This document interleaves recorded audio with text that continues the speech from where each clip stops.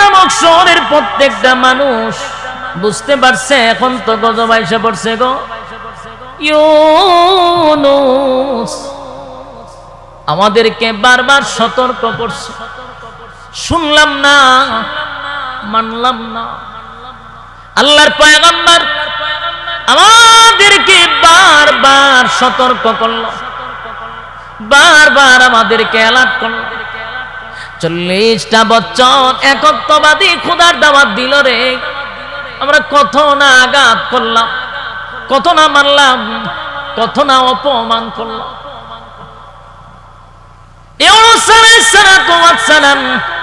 40টা বছর একাধারে দাওয়াত দিল, একটা মানুষও কালেমা পড়ল না। আমরা নিজেরাই বলছি কখন গজব আসবে, কখন গজব আসবে। দিন তারিখ আমরা চাইলাম, ইউনূসের মালিক তো দিন তারিখ ঠিক করে, গজব তো আসতেছে, দিয়া দিছে গজব। এবার চিৎকার দেওয়া শুরু করল। নিনওয়া নামক শহরের 4 লক্ষ মানুষ গজব দেখা মাত্রই সবাই ঘর থেকে বাহির হয়ে গেছে। ঘর থেকে বাহির হইয়া সেজদায় পড়ে গেছে আর বলে, মালিক তোমার নবীরে পাঠাইছিলা আমাদেরকে নসিহত করার জন্য। মাবুদ গো, তোমার নবী তো আমাদেরকে নসিহত করছে, আমাদেরকে 1 দিন 2 দিন নয় 40টা বছর আমাদেরকে দাওয়াত দিছে। এই ফুলা ফান্ডির কি কোনো গার্জেন নাই? এটির কোনো অভিভাবক নাই? হ্যাঁ, এরকম নিয়ে আপনার ফুলাফান এত উশৃঙ্খল, ভয় তো ভিতরে কাজ করে যে এতলা মানুষ বইছে, আমরা একটু আদবে সহিত যাই। আফসোস, কই ওয়াজ করবে নাই। 3 জন মানুষের মধ্যে আবার মনোযোগটা দেন নষ্ট করে, এটা মনোযোগ দিয়ে ওয়াজ করে আবার মন জায়গা ওই দিন চিন্তা, কোনো ভয় ভীতি নাই এদের ভিত্তিতে। কেয়ামতের একটা ফুলাফান কেয়ামতের আলামত, লক্ষণ খারাপ। আদব বলা দরকার। ছোটবেলা আমরা দাড়ি দেখলে মানুষের ডরাইতাম, যেটা বড় মানুষ কোন ডর ভয় নাই। তোলা মানে ডর আছে নি এখন? এটা নাই। বাপ চাচা ভাই বেড়াদর মানেই না। মনোযোগ দেন, দিলের কান লাগায় কথাগুলি শুনেন। আল্লাহ নিজেই কয়ে জান্নাত মাছওয়ালার ঘটনা বর্ণনা করতেছি, মনোযোগ দিয়ে শোনা। আপনার মনোযোগ আসেনি? সাইরা দিতাম, সাইরা দিলে আমার ডাবল সুবিধা, অসুবিধা না। এরকম 2-1টা দৌড় ফুলা ভানে দিব আর 2-1টা কথা কবে আমার সুযোগ হবে, সাইরা দিবা। কথা বুঝলেন? একটা উচিলা তো সাইরা দিতেই, কারণ ফাইজলামির একটা সীমা আছে।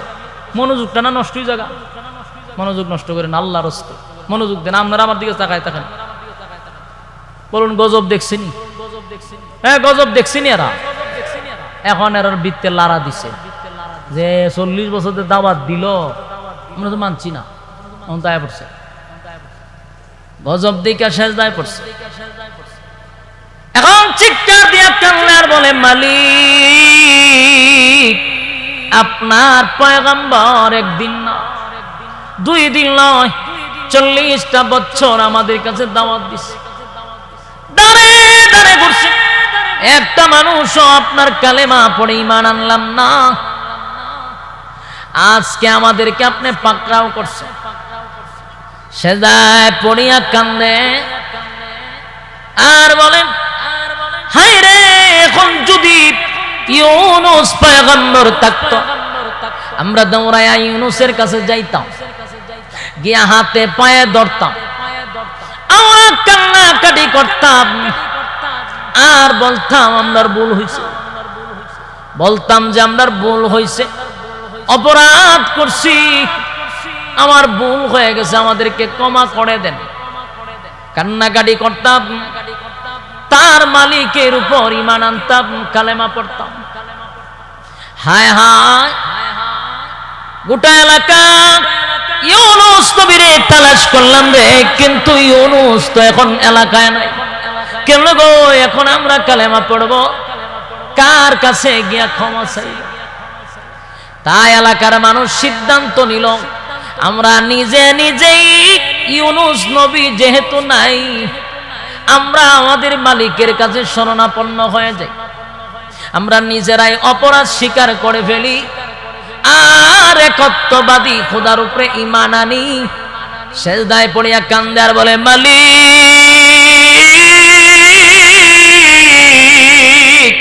অন্যায় করে ফেলেছি, অপরাধ করে ফেলেছি, আল্লাহ আপনার উপরে ঈমান আনলাম, অতীতে আপনার নবীর সঙ্গে যা করছি। ইকুমারেন ইবাবের সাথে ইকুমারেন গলায় ধরে লড়ান কেন? এই কুরিবাবের সাথে করেন গলা ধরে।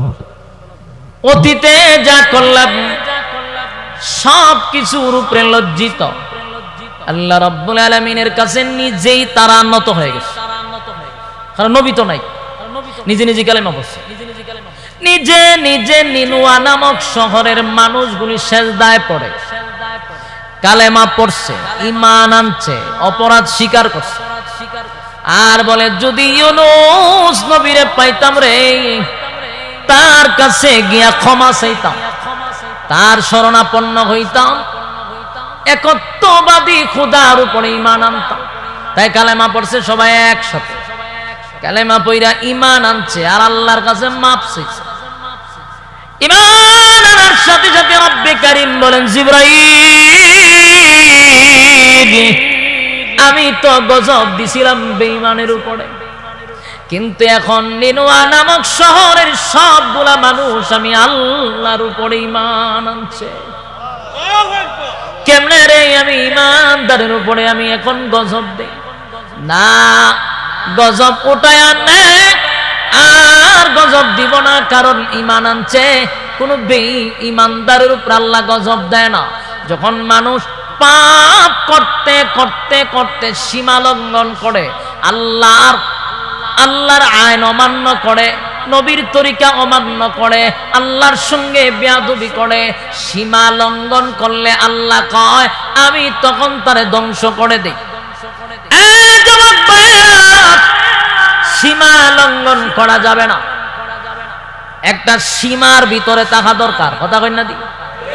গুনাহ করতে করতে লিমিট ক্রস করে যাইনা রাইকেন, অতি রঞ্জিত কোনো কিছুই আল্লাহ পছন্দ করে না। গ্রাম্য ভাষায় কয় ফাফে বাফরো ছাড়ে না। কথা কয় না, ফাপ করতেছেন না, ভাববেন না যে আপনারা সাইরা দিব, ধরবো জাগা মতে ধরবো। আমরা গুনাহ করলে পরে আমরার কাছে গুনাহ মনেই হয় না, এ মনে করতেছে আমার তো কিছু হইতেছে না, ওই সুন্দর তুই চলতেছে মাশাআল্লাহ, বডি মুডিও বালা। কিন্তু একটা কথাই স্মরণ রাখবেন, গ্রাম্য কথা, যে ফাঁপে বাফরেও ছাড়ে না, এটা বাস্তব। সীমা লঙ্ঘন যখন হয়, লিমিট ক্রস করবেন, দূরে লইব আল্লাহ। কেমনে ধরবো, কোন সময় ধরবো বলতে পারবেন না। হয় প্যারালাইসিস দিয়ে করে ফেলায় রাখবো, হয় খানা প্রস্রাবের মধ্যে ফেলাই আল্লাহ মারবো, আর না হয় কিডনি দুইটা আল্লাহ ড্যামেজ করে দিবে, অকালে যৌবন নষ্ট করে দিবে। হ্যাঁ, বুঝতেছেন কথা? এগুলো হয় কিনা? হ্যাঁ, এটারই হয় বাপরে বাপরে জানেন, কিডনি অকালে ড্যামেজ হয়ে যাবে। আল্লাহর পাকরাও যেদিন ধরবে, এদিন বাবু বালা কইরা বুঝবা যে হুজুরা যে ওয়াজ করতো, আমরাও কেন বই আড্ডা মারতাম, আর মনে মনে হয়তো তো হুজুর ওয়াজ করে দূরে লইব। দুনিয়াত একটা শাস্তি, এটা পাওয়া যাবে। আপনি গুনাহ করতেছেন, খালি মনে হচ্ছে হুজুররা কয় জাহান্নামে গেলে আযাব দিব না। জাহান্নাম তো আযাব, এটা পরের স্টেপ। প্রথম অধ্যায় হলো দুনিয়াতে আপনাকে চরম পর্যায়ের বেজ্জতি করে, লাঞ্ছিত করে, এরপর আল্লাহ দুনিয়াতে বিদায় করবেন। কথা কি বুঝতেছেন? গুনাহগাররে আল্লাহ জাহান্নামে আযাব দিবে, এটা তো পরে। দুনিয়াতে তার শাস্তি হলো চরম পর্যায়ের বেজ্জতি আর অপমানি করে কবরে নিবে।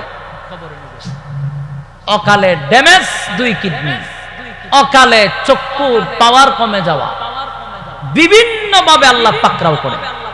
কথা বুঝতেছে? সীমা লঙ্ঘন করা যাবে না।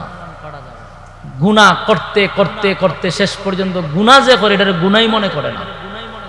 ভিতর এমন নষ্ট হয়েছে গুনাহ করতে করতে, ভালো কথা তার মনের ভিতরে ঢুকেই না, ভালো কথা মজাও লাগে না তার কাছে। মানুষ যখন গুনাহ করতে করতে ভিতর ধ্বংস করে দেয়, তখন এর কাছে ভালো কথা মজা লাগে না। যতই এর ওয়াজ করে বুঝান, এর খানের ভিতরে গেলে পরে এটা ভালো লাগে না। কারণ এর কলিজা কালো হয়ে গেছে। এই জন্য সাবধান, সীমা লঙ্ঘন করা যাবে না, ফাফে সারে না। কিন্তু এই নিনুয়া নামক শহরের মানুষ বুঝালাইছে যে আমরা লিমিট ক্রস করছি, নিজের পয়গাম্বরের উপর আমরা আঘাত করছি, গালি দিছি, মারছি, আমরা আল্লাহ ধরে লাইছি। কিন্তু কালেমা পড়ছে যেহেতু নিজের অপরাধ স্বীকারও করে লাইছে। আল্লাহর তো মায়া দেওয়ার অভাব নাই। আল্লাহ করে জিবরাইল থাক, নিজের অপরাধও স্বীকার করছে, আমার উপরে ইমানও আনছে। ইমানদারের উপরে তার গজব দেওয়ান যায় না। রব্বে কারীম বলেন, নিনুয়া নামক শহরের মানুষগুলা কালেমা পইরা ঈমান আনছে। আমি একজন ঈমানদারের উপরে গজব দিতে পারি না, ঈমানদারের উপরে গজব দিতে পারি না। আল্লাহ বলেন জিবরাইল নেই গজব উঠায় আনে। নিনুয়া নামক শহরের মানুষ আসমানের দিকে তাকায়া দেখে কালো ধোঁয়া যেটা ঘুরতে ছিল নিচের দিকে নামতে ছিল, এটা আস্তে আস্তে উপরের দিকে উঠতেছে। আসিনি সুবহানাল্লাহ। কালো ধোঁয়া যেটা নিচের দিকে নামতে ছিল এটা উপরের দিকে উঠতেছে, বিকট আওয়াজ আস্তে আস্তে কমতেছে। শহরের মানুষগুলি বুঝতে পারলো রে, আমাদের কালেমা আমার মালিক গ্রহণ করছে, আমাদের ঈমান গ্রহণযোগ্য হয়েছে। না হয় ওই দেখ গজব কিন্তু উপরের দিকে উঠতেছে, বিকট আওয়াজ কিন্তু কমতেছে। মানুষ যখন বিপদ থেকে মুক্ত হইল তারা ঈমান আনছে। এবার চতুর্দিকে ঘোরাঘুরি করতে লাগলো, আমাদের নবী কই গো? যেই নবীরে আমরা আঘাত করছি, যেই নবীরে গালি দিছি, সেই নবীর কথাই তো সঠিক হয়ে গেল। আমার এখন নবীরে তালাশ করে, ইউনুস নবীরে তালাশ করে পায় না। আর ইউনুস নবী দেশ ছাইরা অন্য জায়গায় গেছে, যেখানে গিয়ে অবস্থান করছে, এটা দেশের ভিতরেই আছে, একটা জায়গায় অবস্থান করছে যেন গজব এদিকে না আসে। তো ওই শহরের একজন মানুষ ইউনুস নবীর সাথে দেখা হয়েছে। দেখা হওয়ার পরে কয়, কয়ো পয়গম্বর ইউনুস, তুমি না কইছিলা নিনুয়া নামক শহরে গজব আইব, এরার উপরে টানা পড়বো, এরা মরে যাবো গা, গজব টজব আইছে না। কইরে কি কন? বলে হ্যাঁ। তো তুমি কি সত্য বলতেছো? বলে আমি এখন খালি শহর থেকে আইছি, একটা মানুষের উপর গজব পড়ে নাই, দেশও ধ্বংস হয় না, আগের মতো এরা আছে। ইউনুস নবী কয় এখন কাম হইছে। যেই জাতি আমি কইছি গজব আইব আইব, এরা টিটকারি মস্কারি করছে। দিন তারিখ কই আমি আইছি দেড় সাইরা, এখন যদি আমি তাদের কাছে যাই, এরা তো গজব আইছে না, আমার এখন গেলে পরে জানে মেরে লইব। তো যে খারাপের খারাপ গেলে পরে আমার জানেই মেরে লইব। কিন্তু যেই লোকটা ইউনুস নবীর কাছে বলছে যে ওই শহরের মানুষ ধ্বংস হয় নাই, গজব আসে নাই, এ কিন্তু এই কথা বলে নাই যে এরা ঈমান আনছে। আমার কথা কি আপনারা বুঝতেছে? আল্লাহ, আমি গুরুস্থান ওয়াজ করতেছি। নিনুয়া নামক শহরের মানুষ যে কালেমা পড়ছে, এ কিন্তু এই খবর ইউনুস নবীরে বলে নাই। হ্যাঁ কইছে কি তা, যে শহরের মানুষের উপরে কোনো গজব আসে নাই, এলাকা ধ্বংস হয় নাই। আপনি বললেন কি আর হইল কি? ইউনুস নবী চিন্তা করছে, যেই জাতির কাছে আমি বারবার বললাম গজব আসবে, দিন তারিখ দিয়ে এলাম, গজবও আসলো না, ধ্বংস হইল না, এখন যদি আমি তাদের কাছে যাই, এরা তো আমার বাইরে মেরে লইব। ইউনুস নবী সিদ্ধান্ত নিল যে না, সর্বনাশ, আমি আর এই শহরে ঢুকবো না, গেলাম আমার মেরে লইব। উনি নিজে নিজে সিদ্ধান্ত নিল যে আমি শহর ছাইরা, দেশ ছাইরা আমি বিদেশ যাবো। এটা কি আল্লাহর সিদ্ধান্ত না ওনার ব্যক্তিগত সিদ্ধান্ত? ব্যক্তিগত সিদ্ধান্ত। উনি ব্যক্তিগত সিদ্ধান্ত নিয়েছে যে আমি শহর আর ঢুকতাম না, কারণ যেই শহরের মানুষ গজব হয়েছে না, ধ্বংস হয়েছে না, এখন আমি বলছি ধ্বংস হবে, ধ্বংস হয়েছে না, মেরে লইব, মারা গেল। উনি ওনার দুই ছেলে আর বউরে লইয়া উনি রোয়ানা দিছে, দেশ ছেড়ে যাবো। কিন্তু এটা কি আল্লাহর সিদ্ধান্ত? ব্যক্তিগত সিদ্ধান্ত। উনি মনে করছে যে আমি তো আর এরারে বলছি গজব আইব, গজব যেহেতু আইছে না, আমি গেল তেমনি এরা বাইরে মেরে লিব আমারে, আমি দেশ ছেড়ে যদি বিদেশ যাই, এটা তো দোষের কিচ্ছু না, তা আমি যাই, অসুবিধা কি? এটা তো আর আমার দোষের কোনো, আমি তো অপরাধ করতেছি না। আসলে উনি অপরাধ করেন নাই, কিন্তু একজন পয়গম্বর হিসাবে আল্লাহর সিদ্ধান্ত ছাড়া ওনার লড়াটা ঠিক হয় নাই। কথা কয় না? উনি কিন্তু গুনাহ করে নাই। একটা কথা ইয়াদ রাখবেন, সমস্ত নবী রাসূলগণ মাসুম, এর মধ্যে কোনো সন্দেহ। আমরা আহলে সুন্নাত ওয়াল জামাতের আকীদা হলো নবীরা কোনো গুনাহ করে নাই। ঠিক বাড়ি গিয়ে হইবেন নবীরা গুনাহ করছে? নবীরা মাসুম। উনি দেশ ছেড়ে বিদেশ যাবে এই কথা সিদ্ধান্ত নিজে নিল, এটা অপরাধ না, কারণ উনি তো আর জানে না এরা ঈমান আনছে। কথা হয় না আমার সাথে? আল্লাহ সারা বাংলাদেশে ওয়াজ কইরা যেই পরিমাণ না কোনোদিন বিরক্ত, এর চেয়ে বেশি বিরক্ত লাগতেছে যে কথা বলতেছে। মনের ভাব আপনারা কেমনে প্রকাশ করেন? শ্রোতা যদি কথাও না হয়, ঘুমো থাকে, তাহলে বক্তার কথা বলার আর আগ্রহ থাকেনি। এটা দিয়ে আবার কইতারে, তা আবার চুপ করে দিব এতেন মুর্দার মতো। এটা খুব বিরক্ত। একটু কথা টথা কইন, আমি কেমনে বুঝতাম যে আপনারা মনোযোগ দিতেছে? একটু হানা কইেন, এই কথাটা ক্লিয়ার হওয়া দরকার, নাহলে হইব নবীরা গুনাহ বলিছে।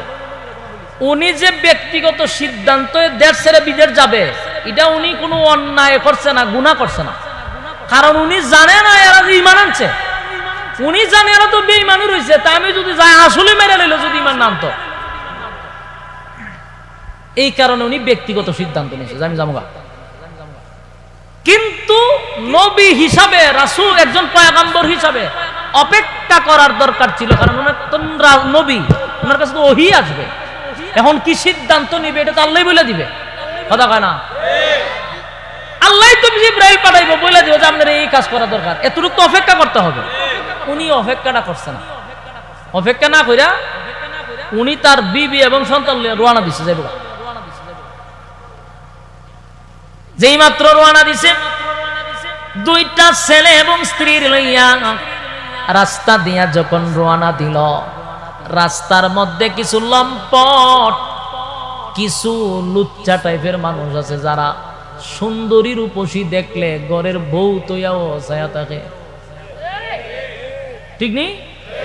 এর ঘরে বউ সুন্দর কিন্তু এর চোখ বালা না, জায়গায় বে জায়গায় ছায়া থাকে। এরকম আসেনি? এরকম কিছু লোক আছে, চোখদোষ, দাপটশালী লোক, খুব খারাপ লোক। কিছু লোক রাখছে রাস্তার মধ্যে যে এখানে সুন্দরী রূপসী গেলে ওই দৌড়ে লইবে আমার কাছে। কিছু দুষ্ট লোক রাস্তার মধ্যে ছিল বকাটে। ইউনুস নবী যখন তার বিবি লইয়া রাস্তাটা যায়, এই বকাটে গুলি ইউনুস নবীরে ধরছে, ধরে কয় এই তোর বাচ্চা লইয়া তুই যা, আর এই মহিলার আমার কাছে দিয়া দে। এখন পয়গম্বরের বিবি চিন্তা করেন, ইউনুস আলাইহিস সালাম তার দুইটা সন্তান লইয়া, স্ত্রী লইয়া যায়, কিন্তু লম্পটরা ইউনুস নবীর বিবিকে আটকায়া দিল, যেতে দেয় না। ইউনুস নবীর বিবি বলেন, পয়গম্বর ইউনুস, আপনি আপনার দুইজন বাচ্চা লইয়া চলে যান, আমার চিন্তা করার দরকার নাই। আমার ইয়াকিন আর বিশ্বাস হলো আমার মালিকের উপরে, এই দুষ্ট লোকগুলা আমার কোনো ক্ষতি করতে পারবে না। কত লোক পয়গম্বরের বিবি ইউনুস নবীরে বলেন, ওগো আল্লাহর পয়গম্বর, আপনি যেখানে যাওয়ার সিদ্ধান্ত নিছেন সেখানে চলে যান, আমার কোনো চিন্তা আপনি করবেন না, আমার চিন্তা করার প্রয়োজন নাই, আপনি সময় নষ্ট করবেন না, আমাকে ছেড়ে দেন। আমার দিলে সাক্ষী দেয় এই দুষ্ট লোকগুলা বিন্দু পরিমাণ আমার কোনো ক্ষতি করবে না, আমার হেফাজতের দায়িত্ব আল্লাহ। ইউনুস নবী নিজের স্ত্রীকে বকাটের হাতে ছেড়ে দিয়া বাধ্য হইয়া ওনার সন্তান লইয়া রওনা দিছে, সন্তান লইয়া রওনা দিয়া দিছে। রাস্তার মধ্যে যাওয়ার পথে একটা নদী ছিল, নদীটা পার হইয়া তাহলে সাগরের কিনারায় যেতে হবে, যেখানে লঞ্চ আছে, জাহাজ আছে, দেশ ছেড়ে বিদেশ যাইব। দুইটা ছেলেকে লইয়া যখন উনি রওনা দিল, নদীর মাঝখানে যেতে না যেতে একটা মাছ আইসা আবার ওনার ছোট ছেলেটারে নিয়ে গেছে, পাকড়াও করছেনি আল্লাহ। মাতুন না দিবে, ধরছিনি আল্লাহ, পাকড়াও করছে। মুসিবতের উপর মুসিবত, ইউনুস নবী কল্পনাও করতে পারে নাই ইউনুস নবী ভাবতেও পারে নাই যে আল্লাহ ওনারে পাকড়াও করবে। বিবিটারে নিয়ে গেল দুষ্ট লোকেরা, ছোট বাচ্চাকে নিয়ে গেল একটা মাছে। এবার বারাক্রান্ত মন লইয়া বড় ছেলেটারে লইয়া যখন আবার রওনা দিল, নদীটা পার হইয়া যেই মাত্র পারে ওইটা দাঁড়াইছে, একটা বাঘ আইসা ওনার হাত থেকে তাবা মেরে তার ছেলেটারে নিয়ে গেছে। বলুন মুসিবত বাড়ছে না কমছে? আল্লাহ পাকড়াও করছে রে, আল্লাহ পাকড়াও করছে। বিবিরে নিয়ে গেল লম্পটে, ছোট ছেলেটারে নিয়ে গেল মাছে, বড় ছেলেটারে নিয়ে গেল বাঘে। ইউনুস নবী বুঝতে পারছে আমার উপরে পাকড়াও শুরু হইছে, মালিকে ধরছে, উপায় নাই। একা একা এতক্ষণ ছিল চারজন, এখন একজন। ইউনুস নবী একা একা নদী পার হইয়া সাগরের কিনারায় গিয়া দেখে একটা জাহাজ দাঁড়ানো, যাত্রীবাহী জাহাজ। ওইটা মন খারাপ করে চোখের পানি ছেড়ে দিয়া বসে রইছে। জাহাজটা যখন ছেড়ে দিল গন্তব্যের দিকে, মাঝখানে যাওয়ার পরে এখন জাহাজ আর সামনে যায় না, দেখালে জায়গা তুই ঘুরে। তখন বলছিনি বিপদ, জাহাজের মানুষ সবাই আতঙ্কে। ঘটনা কি? জাহাজ মাঝখানে সেইভাবে এক জায়গায় ঘোরাঘুরি করে, ঘটনা বুঝলাম না। সবাই কয় কয় লোক বেশি উঠে গেছে, লোক অতিরিক্ত উঠে গেছে। এত লোক লইয়া যে আমরা রওনা দিছি, ওনার জাহাজ যায় না। লোক উঠছে বেশি না আল্লাহ ধরছে? ওনারা কয় লোক বেশি উঠে আছে, অতিরিক্ত লোক উঠছে, এই জন্য জাগাত ঘুরে। তো বলে কোন কিতা করণটা কি? ভাই 8-10 জন উড়ে ফেলাই দেবানি, ফালাই দিলে পরে নৌকা একটু হালকা হইব, আবার যাবো। তেরা কয় ভাইজলাম এটা একটা সীমা আছে, নদীর মাঝখানে যে আমরা উড়ে ফেলাই দিবে, এটা কোনো কথা হইল? হয়তো সিদ্ধান্ত নেও কি করবা। এখন কেউ কি আর নদীতে জাপ দিতে রাজি? হ্যাঁ মাতিন নদী, কেউ নদীতে জাপ দিতে রাজি না। এখন করণ কি? অন এরা কয় শুনো, বালায় বালায় যদি আমরা 5-6 জন উড়াইয়া নদীত না ফালাই, জাহাজ তো যাইতো না। আর 3-4 জনের লাগিয়া সব মানুষ মইরা তো লাভ নাই। জাহাজের মধ্যে আছে শত শত মানুষ, সবাই মইরা লাভ আছে? 2-3 জন মরুক, সবাই মইরা। হয়তো 2-3 জন তো মরতে চায় না। ওদের একটা সিদ্ধান্ত বলে লটারি মারো, যার নাম উঠবো হের উড়ে ফেলাই দেবো। কথা বুঝছেন না আমার? কইরে কিতা বলে বলে ওইটা ভাগ্যের উপরে। তোমার কপালও আসি নদীত ফিরে মরতা, এটা তুমি নিজের নিজে মাইনা নেও যে এটা তোমার ভাগ্য। ভাগ্যের উপরে ছেড়ে দাও, কিছু করার নাই। বিপদ হইরে তুই শর্তে মানতেইব, সব মানুষ মরব। আচ্ছা ঠিক আছে, নদীর সব মানুষ রাজি হয়েছে, কইও কেন আমরা লটারির শর্তে মাইনা নিলাম, যার নাম উঠে ওই নদীর সবার ভিতরে আতঙ্ক, খান নাম উঠবে হের উড়ে ফেলাই দিবে। লটারি টান দেওয়ার সবার নাম টুম নিচে, লিস্টি মিষ্টি হয়েছে, এরপরে লটারি শুরু হয়েছে। প্রথম লটারি টান দিতে দেহের নাম উঠছে ইউনুস নবী। কথা কই না? কত দিক দিয়ে আল্লাহ ধরছে, চিন্তা করছে। আল্লাহ বলেন মাছওয়ালার ঘটনা বলতেছি, তোমরা তা মনোযোগ দিয়া শোনো। এই মাছওয়ালার ঘটনা মাত্র শুরু হয়েছে, কথা কি বুঝতেছে? মাছওয়ালার ঘটনা বলতেছি, তোমরা তা মনোযোগ দিয়া শোনো। এ যুবক ভাইরা, একজন আল্লাহর পয়গম্বর কোন গুনাহ করে না, শুধু ওহীর অপেক্ষা না করার কারণে এত বড় মুসিবত ইউনুস নবীর উপরে শুরু হইল। ছেলেটারে বাগে নিয়ে গেল, ছোট ছেলেটারে মাছে খাইল, স্ত্রীটারে লম্পটটা সিনায়া নিয়ে গেল, নিজেও মাছের পেটের ভিতরে চলে গেল। বলুন তো দেখি, ইউনুস নবী কি কোনো অপরাধ করছিল? শুধু আল্লাহর ওহীর অপেক্ষা না করার কারণে, ব্যক্তিগত সিদ্ধান্ত নেওয়ার কারণে আল্লাহর পাকড়া ওনাকে ধরে ফেলছে। এবার ইউনুস নবী চলে গেল পেটের ভিতরে। আল্লাহ বলেন মাছওয়ালার ঘটনা বর্ণনা করতেছি, তোমরা তা শোনো। মাছওয়ালার ঘটনার থেকে শিক্ষা গ্রহণ করো। মাছওয়ালার ঘটনার থেকে তোমরা শিক্ষা গ্রহণ করো। মাছওয়ালায় ঢুকছে এখন কিসের ভিতরে? বোতল আছে না পানি? আরে রে মাইক কলা মেজাজ গরম করে না, মাইকটা লড়তে গলার ধরে করে সাউন্ড। হ্যাঁ এই কুমার এই করি রিবাব একসাথে করো, দিবার আগে গলার ধরে সাউন্ড এক করির জায়গাত রাখে না, রিবাবারি কি একসাথে রাখো। এই ইউনুস নবী কই আছে এখন? মাছের পেটের ভিতরে। বড় ছেলেও নাই, ছোট ছেলেও নাই, স্ত্রীও নাই, উনিও নাই, মাছের পেটের ভিতরে। অপরাধ করছে, গুনাহ করছে। তাহলে এত বড় মুসিবত যদি আল্লাহ উনার উপরে দেয়, আমরা যা আখাম টুখামের পিএইচডি করতেছি, কিতাব বুঝুন আমরা আল্লাহ ছেড়ে দিব? কেন বুঝতেছেন না? এই জন্য আল্লাহ বারবার কইতাছে মাছওয়ালার ঘটনা বর্ণনা করতেছি, শুনো।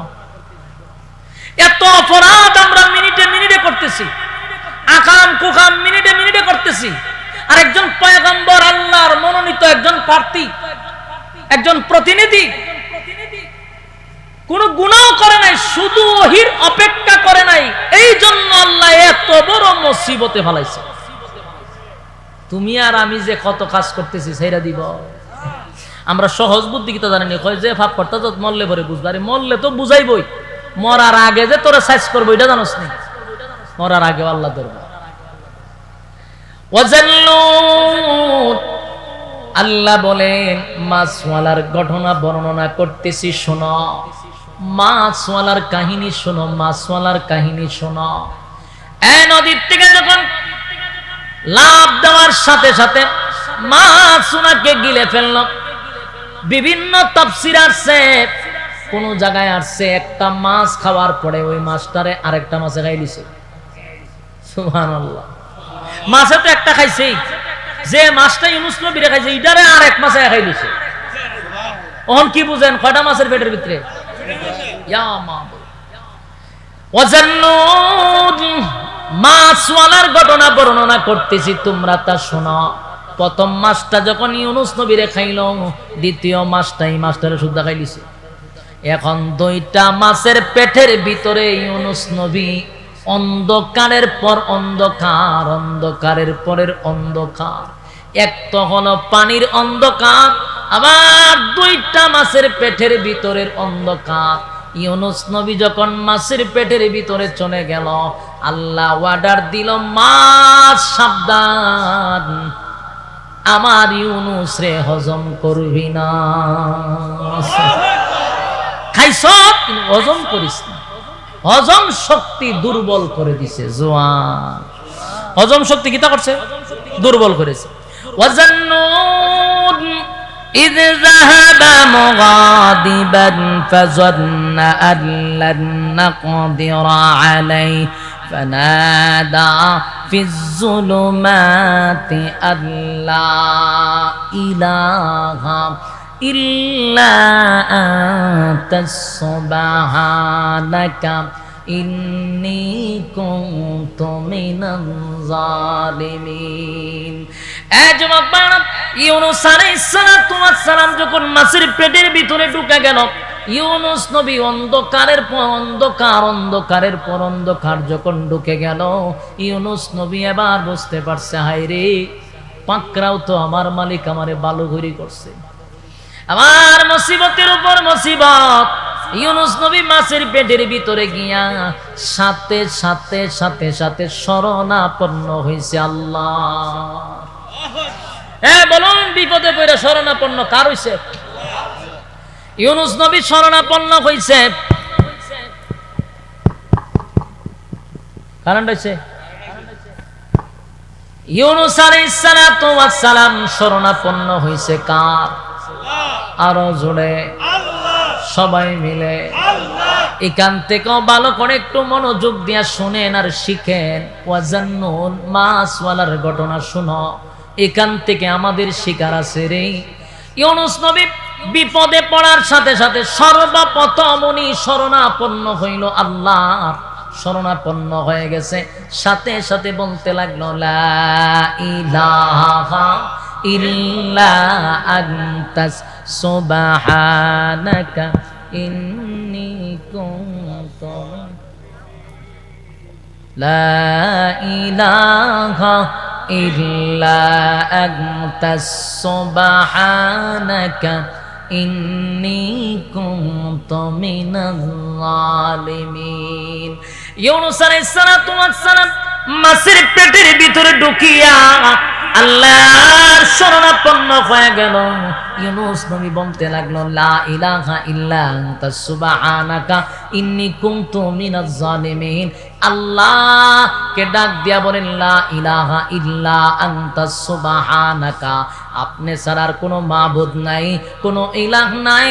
আগো আল্লাহর পয়গম্বর ইউনূস যখন আল্লাহর শরণাপন্ন হইয়া বলতে লাগলো, আপনি ছাড়া কোনো মাবুদ নাই, কোনো ইলাহ নাই, অপরাধ করে ফেলেছি, অন্যায় করে ফেলেছি, আপনি তো পবিত্র।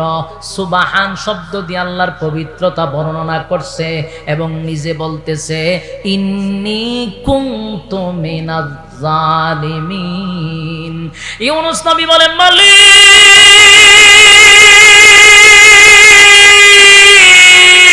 অন্যায় করছি, অপরাধ করছি, আল্লাহ আমি জালেমদের অন্তর্ভুক্ত হয়ে গেছি। মালিক, তুমি ছাড়া কোনো উপায় নাই, তুমি ছাড়া কোনো ইলাহ নাই, তুমি ছাড়া বাঁচাইবার কেউ নাই, তুমি পবিত্র, তুমি আল্লাহ। আজকের এই কঠিন মুসিবত থেকে আমারে উদ্ধার করো। আল্লাহর শরণাপন্ন যখন হয়ে গেল, অতল পানির নিচে সাগরের তলদেশে গিয়া মুসিবতের মধ্যে পইরা ইউনূস নবী সর্বপ্রথম শরণাপন্ন হইছে আল্লাহর। বলুন, কার শরণাপন্ন?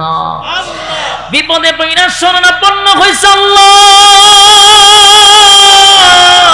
ইউনূস নবী যখন বারবার বলতেছিল, লা ইলাহা ইল্লা আনতা সুবহানাকা ইন্নী কুনতু মিনাজ জালিমিন, একদিন দুই দিন নয়, টানা 40 দিন এক চিল্লা আল্লাহ মাছের পেটের ভিতরে লাগাইছে। 40 দিন মাছের পেটের ভিতরে বসে তাসবিহগুলা পড়তেছিল। আল্লাহ বলেন, ইউনূস আমার কাছে সাহায্য চাইছে, মুসিবতে পইরা আমি আল্লাহরে ভুলে নাই, আমার প্রতি বিরক্ত হয় নাই, আমার প্রতি অসন্তুষ্ট হয় নাই। মুসিবতে পইরা আমার পয়গম্বর আমার প্রতি অসন্তুষ্ট হয় নাই গো, আমার প্রতি রাগ করে নাই, আমার প্রতি অসন্তুষ্ট হয় নাই। আমার নবী আমার শরণাপন্ন হইছে, আমার কাছে সাহায্য চাইছে। আল্লাহ বলেন, আমি তার ডাক শুনছি, শুধু তাই নয়, আল্লাহ বলেন আমি জবাব দিছি। ফাস্তাজাবনা লাহু ওয়া নাজ্জাইনাহু মিনাল গাম্মি ওয়া কাযালিকা নুজিল মুমিনিন। ইউনূস আলাইহিস সালাতু ওয়াস সালামের শরণাপন্ন হওয়ার পরে আল্লাহ বলেন, শুন, আমি ইউনূসের ডাক শুনছি, শুধু তাই নয় গো, আমি তো ইউনূসের ডাক শোনার সাথে সাথে আমি জবাব দিছি। ফাস্তাজাবনা লাহু ওয়া নাজ্জাইনাহু মিনাল গাম্মি ওয়া কাযালিকা নুজিল মুমিনিন। আল্লাহ বলেন, আমি ইউনূসের ডাক শোনার পরে, আমি ইউনূস নবীর ডাক শোনার পরে আমার শরণাপন্ন হইছে, আমি আল্লাহ তারে কঠিন থেকে মুসিবত থেকে আমি আল্লাহ তারে উদ্ধার করছি। সুবহানাল্লাহ, বাড়ি গিয়া সুবহানাল্লাহ। এই মুসিবতে পইরা যখন আমি আল্লাহর শরণাপন্ন হইছে গো, আমি আল্লাহ কিন্তু তার ডাক শুনছি, শুধু তাই নয়, ফাস্তাজাবনা লাহু ওয়া নাজ্জাইনাহু মিনাল গাম্মি, আমি আল্লাহ তারে কঠিন মুসিবত থেকে সুস্থ অবস্থায়, অক্ষত অবস্থায় আমি তারে ফিরায়া দিছি। সুবহান। এ যুবক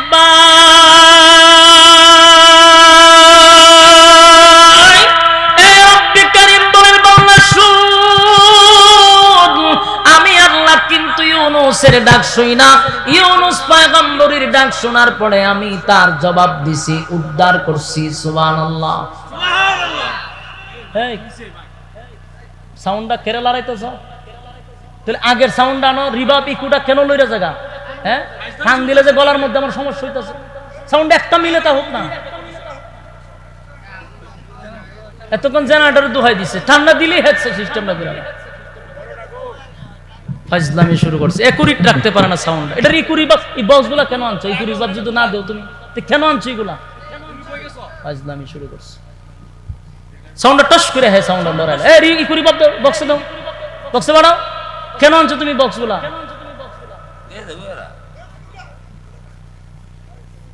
فاستجبنا له ونجيناه من الغم وكذلك ننجي المؤمنين। বলুন ইউনূস নবী যখন আল্লাহরে ডাক দিছে, আল্লাহ কি ছেড়ে দিছে না তার উদ্ধার করছে? এইজন্য একটা কথা এখান থেকে শুনেন, আল্লাহ বলেন ওয়াজান্নুন, মাছ ওয়ালার ঘটনা বলতেছি, তোমরা মনোযোগ দিয়া শোনো। কেন মনোযোগ দিয়া শুনব? কেন আমরা গভীর মনোযোগ দিয়া শুনব? এই মাছওয়ালার ঘটনার থেকে আমাদের জীবনের শিক্ষা নেওয়ার দরকার আছে না নাই? হ্যাঁ, মনোযোগ দেন। এখন ওয়াজ শেষ, গুতাগুতি মাইকে পরে করিস আমি গেল গা, ওয়াজ শেষ, মনোযোগ দিয়ে শুনেন। এখন এখান থেকে আমাদের শিখার কি আছে, এটাই হলো আজকের মূল আলোচ্য বিষয়। এখন যদি আপনারা মনোযোগ না দেন, এতক্ষণ যা শুনছেন সব শেষ। একটু মনোযোগ দেন। আল্লাহ মাছওয়ালার ঘটনা বলতেছি, মনোযোগ দিয়ে শুনো। তেমন প্রশ্ন আমরা কি তখন বলে এখান থেকে শিকার আছে।